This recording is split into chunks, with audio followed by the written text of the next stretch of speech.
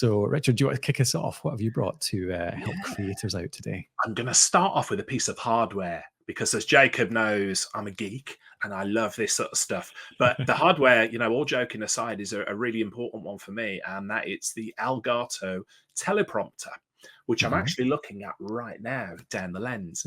And it was released, I think it was in December of 2023, and it sort of went with not too much fanfare. But the reason that I'm such a huge fan of it is so most of the videos, most of the content that I create will be to camera, but it tends to be quite ad hoc, similar to what we're doing now, having just a chat. But I get asked to do quite a few like promo videos when I'm speaking at events, other things of that nature.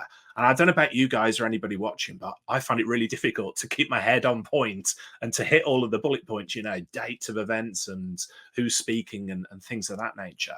So the Elgato teleprompter, I've played with teleprompters before and never really had much success. And I put it down to the friction, getting the thing set up.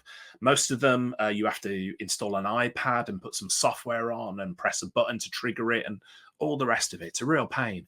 The Elgato teleprompter, the one I'm looking at right now, it's an all-in-one unit, and it just comes, with a power cable, a USB cable that goes into your computer, and literally, you can't see it here, but I've got a monitor this side, I've got a monitor that side, and I've got the teleprompter in the middle. And the Elgato teleprompter, the great thing about it is, obviously, you can use it as a teleprompter, to help you stay on track with what you need to say, and it's brilliant at doing that. But you can also use it as another screen, a mini screen. So I'm looking at you guys there, and I've got the software set up so I can stare directly down the screen at you instead of looking to the side or one or the other. And I guess if you were maybe a streamer, a gamer or whatever, you could use the prompter for looking at the chat. While you're playing the game or doing things. So I can see multiple uses for it, but the number one for me is I've got it permanently set up. I've got the Elgato Pro camera, I think it is, like a professional web camera installed in it. And that's it. It just works. So I don't have to worry about fiddling, setting things up. I just sit down, throw the script up or fire up Zoom or whatever it might be, and bosh, away we go. So I absolutely love it because I've reached that age now. I don't want to mess around with technology. I just want it to work. And this stuff just works.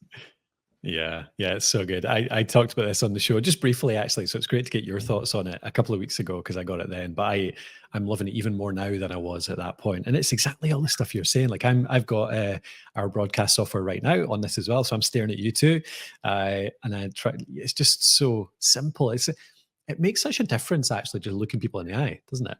Yeah, It's just it really it does does. And actually increase the engagement. before this, I've got an NVIDIA graphics card in the machine. We're going really geeky now. Sorry, Jacob, getting into it. But the reason I bought the NVIDIA graphics card, Carl, I said to you, was because it comes with a piece of software that enables you to use AI to follow your eyes. So I could be looking over there, and it would actually make sure my eyes are still looking at the screen. And that, So weird. and it was weird. It works, but it's too weird. It really is. Like I'd be turning away there to chat off screen and my eyes would still be going to the screen. So looking at the person you're speaking to at eye level directly forward makes a huge amount of difference as well.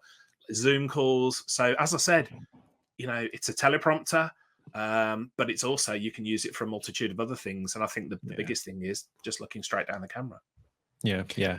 I've used it for a few live events since I got it set up, and I've had my script up there, but I've had it, you get what would you call it? The opacity. So you can have your script there showing the text, but you can still see the people behind it. You can still see reactions. You can still make sure things are moving, so like you can kind of do both at the same time quite easily. That's always my worst fear with a live event, isn't it? Like you're presenting away, you've been speaking for 5 minutes and you suddenly realize that your camera locked up like 5 minutes ago. I never even thought of that, fading it out so you can see. So thank you. That's something I'll take. Yeah, it's really good. And just that, just having it always set up. I've recorded more course videos in the last 2 or 3 weeks than I have in the last 2 or 3 years, probably, just because it's been so simple to just quickly write something up, throw it up on the screen and just go. And it's just seems to work. As I said, it just removes the friction to getting the work done. And I've been doing this video thing for many years now, and people go, "Oh, you're a natural at it." I can tell you, I'm not. It Yeah. still takes me a lot of effort to jump on and to do things. And if there's any type of friction where it's like, "Oh, I've got to remember my lines," or this, that, or the Yeah. other, it can just put a roadblock, and I procrastinate over getting the work done, getting the videos done. Whereas now this is set up, I just sit down, literally stroll into the studio, sit down, Yeah. pre-record, bosh, and away we go. Yeah. Yeah. Even on the other end, makes editing easier because you do less bad takes, less kind of Yeah, refinement to do. Yeah. yeah, And do you yeah. know something? Mark, my I video editor, loves it. So yeah. Yeah, I'll bet. Do you know something I didn't realize? I've just realized I'm an idiot. Like I looked at this picture here. There's one in front of us for anyone just listening, and it shows a light attached to the top of the prompter. So you can actually attach a oh, light to it. I was like, how did they do that? Just glue it on. And I've looked up at the prompter in front of me, and it has a hot shoot mount just right there there's on the top of two, it. isn't I'm there? like, I've only just yeah, noticed be it now. honest. Yeah, very cool. Because I've got So a is the light over screen here on a built in? different mount. Is the Yeah. screen built So, in not standard? Is that what makes this special? I have no experience with prompters at all. It seems like so by the way that the two of you are describing yeah, it's a no-brainer. teleprompters normally, I don't know what your experience with them has been like, Colin, but you get like a glass mirror that goes there. There.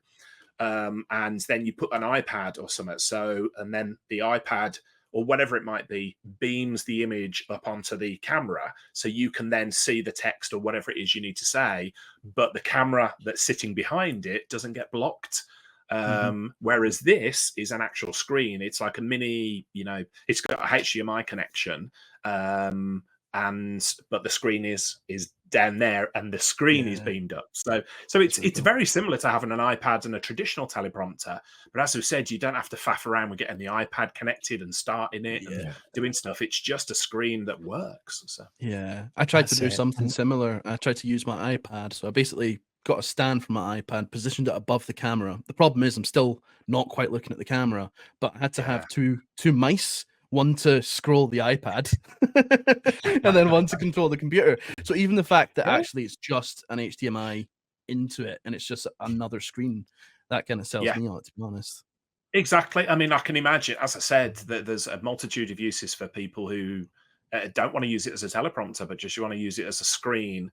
But you can see what's going on there without it interfering with anything. So yeah, really good piece of kit. Not that expensive, I don't think either, was it, Colin? So I got mine on order. It was maybe $300, less than that. Yeah, £280, I think they are their Right. RRP, but I think I got it a wee bit less somehow. Must have been a wee sale on or something. But yeah, Yeah, I yeah, guess. it is that though, isn't it? It's the fact that with an iPad, I've played around with it just like that too, Jacob. But you have to it's not a small faff to transfer a document from your computer to the iPad. Even if you've got AirDrop and stuff, I'm not on a Mac, so it's even harder to transfer it over some. I mean, it's not that hard. You can just put it on Notion or something and open it up, but it's still far more difficult than just literally dragging a screen from your computer monitor onto the little monitor. So yeah, it's just so well connected. I think that's the big thing for me. There's a little thing that goes on with mine. I don't know.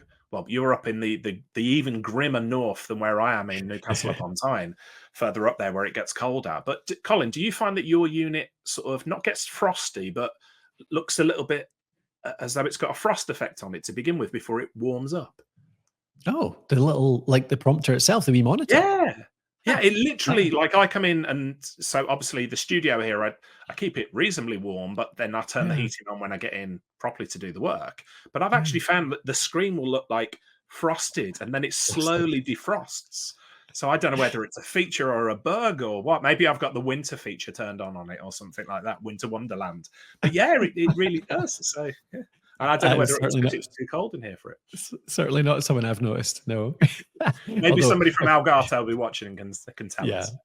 If we tried that in our old studio where Matthew and I used to work in Dundee, that was a studio where we paid for the heating ourselves, and therefore it was literally just when we turned up, we turned it on, and you'd walk in and it would be like -2 sometimes indoors. We destroyed a couple of mics once because it was just so cold. The mics frozen broke. Not dissimilar here, which is why I'm wearing a cardigan today. So yes.